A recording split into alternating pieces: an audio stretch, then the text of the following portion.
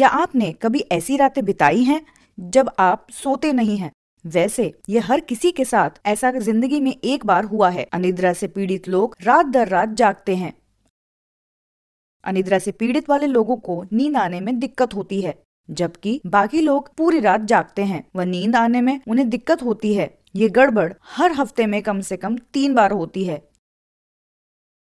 तीव्र अनिद्रा कम से कम 1 महीने में कम समय तक रहता है, जबकि पुरानी अनिद्रा 1 महीने से अधिक रहती है। अनिद्रा नींद की मात्रा व गुणवत्ता दोनों को ही प्रभावित करता है, जिससे व्यक्तियों के लिए नींद के पुनः सक्रिय स्तर तक पहुंचना कठिन हो जाता है, जो दिन के समय नींद और थकान का कारण बनता है। समय के साथ साथ चिड़चिड़ापन, चिंता और अवसाद की भावनाएं भी होती हैं।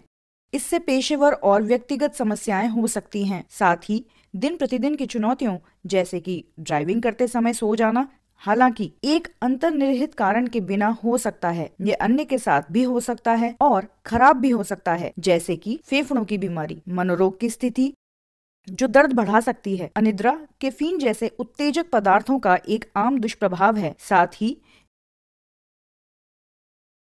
शराब जैसे अवसादजनक पदार्थों नियमित नींद चक्र को बाधित कर सकता है। अंत में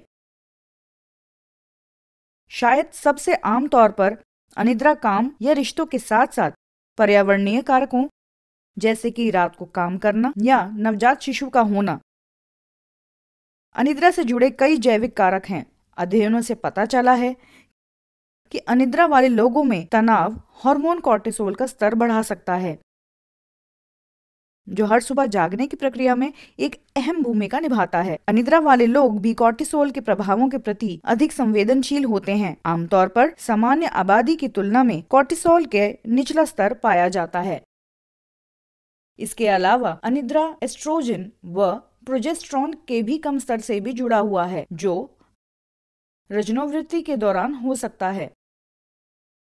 आमतौर पर अनिद्रा वाले व्यक्ति शराब और बेंजोडाइज़ेपिन के साथ आत्मचिकित्सा करेंगे, जो दोनों ही बेहद खतरनाक हो सकते हैं। शराब के सेवन से कई शारीरिक और मनोवैज्ञानिक परिवर्तन हो सकते हैं, जो नींद के चक्र को तेजी से खराब कर सकते हैं और निर्भरता को जन्म दे सकते हैं।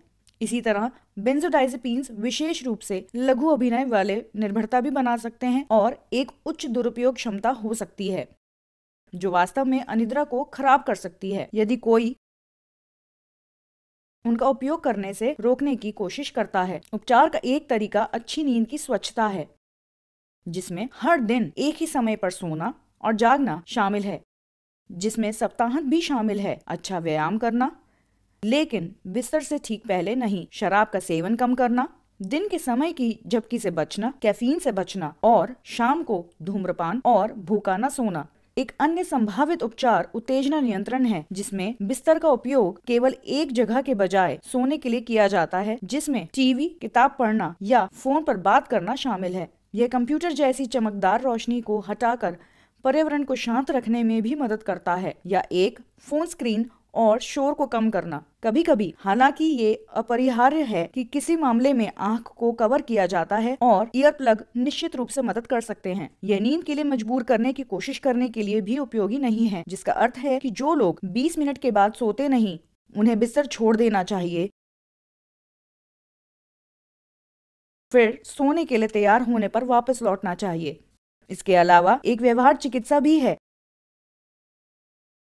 जिसमें विश्राम तकनीकों के साथ साथ संज्ञानात्मक व्यवहार चिकित्सा भी शामिल है, ताकि बेहतर समस्याओं और जीवन तनावों का प्रबंधन किया जा सके। जबकि इन तकनीकों का उपयोग किया जा रहा है, कुछ दवाएं जैसे मेलाटोनिन एगोनिस्ट, गैर बेंजोडाइज़ेपिन शामक और कभी कभी बेंजोडाइज़ेपिन नींद के साथ मदद करने के लिए निर्धारित की जा सकती है। इन दवाओं का असर दुष्प्रभाव भी हो सकता है, हालांकि आमतौर पर उनका उपयोग 2 महीने से कम समय के लिए किया जाता है और आमतौर पर व्यवहार चिकित्सक तकनीकों के साथ संयोजन में दिया जाता है। एक त्वरित पुनरावृत्ति के रूप में, ठीक है, अनिद्रा नींद लाने में असमर्थता है, जो दिन की नींद और थकान का कारण बनती है।